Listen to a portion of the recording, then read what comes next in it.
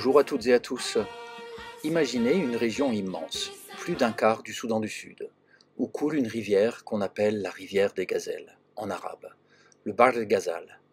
C'est une terre riche, mais marquée par des drames, des cultures vibrantes et des interventions étrangères.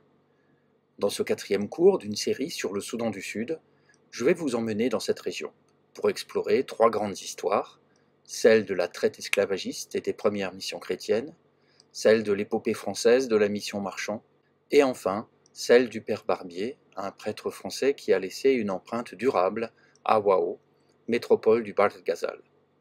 Premier coup de projecteur, Bahr el Ghazal, terre de traite, de culture et de mission. Commençons par le Bahr el Ghazal au XIXe siècle. Cette région immense, c'est un patchwork de cultures, avec des peuples comme les Denka, les Fertites ou les Luo, qui vivaient sans véritable contrôle central. L'eau y est abondante pour les troupeaux et les cultures. Le Bahr el Ghazal, c'est une mosaïque de tribus, de langues, de danses, comme la danse du seau des Denga. L'histoire de la région connaît pourtant un tournant dans les années 1820, sous l'administration turco-égyptienne. La traite des esclaves s'intensifie. Des marchands arabes, parfois avec la complicité de chefs locaux, organisent des razzias brutales. Des villages entiers sont détruits, des familles déchirées, et des dizaines de milliers de personnes sont capturées chaque année pour être vendues à Omdurman, au Caire ou même en Arabie. Les marchands installent des camps fortifiés, les zéribas, pour rassembler et accumuler esclaves et ivoire. Un homme, Al-Zubayr Rahman Mansour, domine ce commerce dans les années 1860. Il crée presque un état esclavagiste à Dem Zubayr. Ce lieu, aujourd'hui encore, porte les cicatrices de cette époque. Depuis 2017, l'UNESCO travaille d'ailleurs à en faire un mémorial mondial pour ne jamais oublier cette tragédie. Dans ce chaos, les missions chrétiennes arrivent, timidement. Catholiques, comme les Comboniens de Daniele Comboni, ou protestants, principalement par l'Église anglicane. Ils s'opposent à l'esclavage, qu'ils jugent immoral. Comboni, par exemple, veut régénérer l'Afrique par l'Afrique, en éduquant et en convertissant les populations.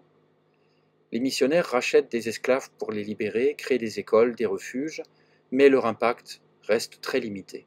La région est dangereuse, les marécages et la malaria compliquent tout, et les marchands d'esclaves puissants les détestent. Ce n'est qu'avec l'arrivée des Britanniques après 1898 que la traite recule, grâce à leur politique anti-esclavagiste, même si elle est aussi motivée par des intérêts coloniaux. Et puis, il y a une figure exceptionnelle, Joséphine Bakita. Née vers 1869 au Darfour, enlevée à 7 ans, vendue plusieurs fois, elle subit les horreurs de l'esclavage. Rachetée par un consul italien, elle gagne sa liberté en Italie, devient religieuse et en 2000 est canonisée. Son histoire, publiée dans un livre à succès en 1931, sensibilise l'Europe à la traite et inspire les missions chrétiennes. Bakita, c'est aussi une figure un peu ambivalente, mais qui se transforme en voix pour les victimes et devient un symbole de résilience face à l'oppression. Deuxième coup de projecteur, la France à Wao, l'héritage de la mission Marchand. Entre 1896 et 1899. Imaginez une expédition partie de l'Atlantique, à Luango, pour rejoindre le Nil, 6000 km plus loin. Menée par le capitaine Jean-Baptiste Marchand, elle transporte des tonnes de matériel, dont un bateau en pièces détachées, le Faidherbe. C'est une épopée pleine de privations. Pas de pain, pas de vin, que des fatigues, semble-t-il. Pas tout à fait, quand même.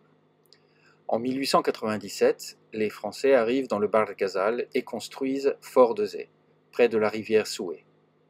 Ce fort, occupé seulement 6 mois, marque pourtant un tournant. Selon Stefano Sant'Andrea, un prêtre italien qui a étudié la région, c'est là que naît la ville moderne de Wao.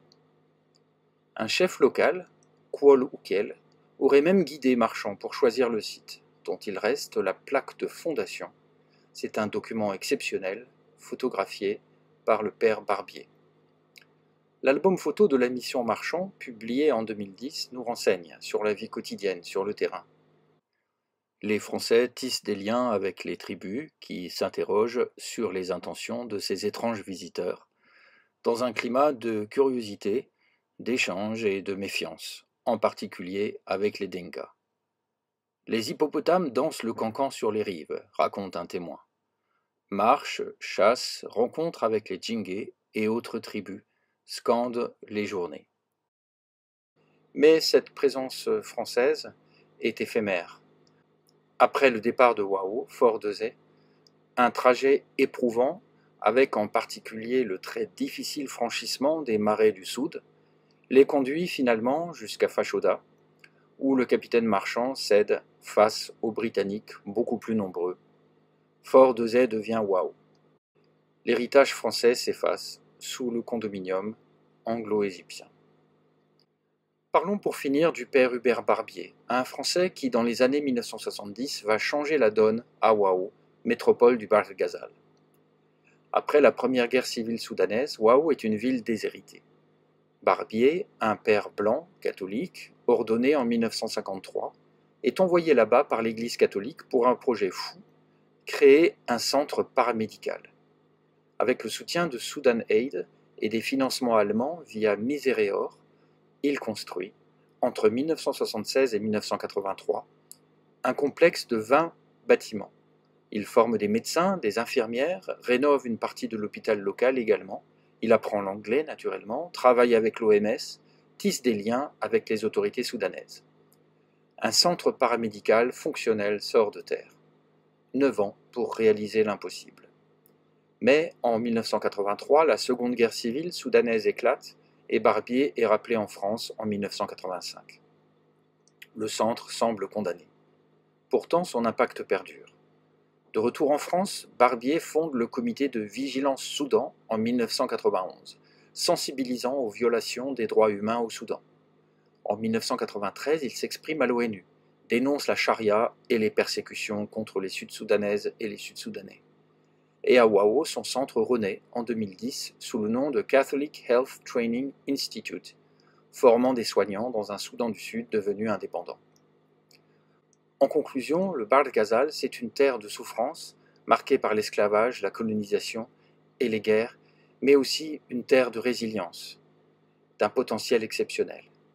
Les missions chrétiennes, malgré leurs limites, ont contribué à semer des graines d'espoir en luttant contre la traite, en éduquant. La France, à travers la mission Marchand et l'œuvre de Barbier, a laissé des traces, modestes mais réelles, dans la construction de Wao. Le Bahr el Ghazal, avec son passé douloureux et ses populations créatives et résilientes, continue de porter ses mémoires, entre cicatrices et promesses de paix et de prospérité. Pour aller plus loin, en bibliographie, parmi les ressources, on saluera en particulier les travaux pionniers, pointus et irremplaçables de Stefano Sant'Andrea. À suivre et merci de votre attention.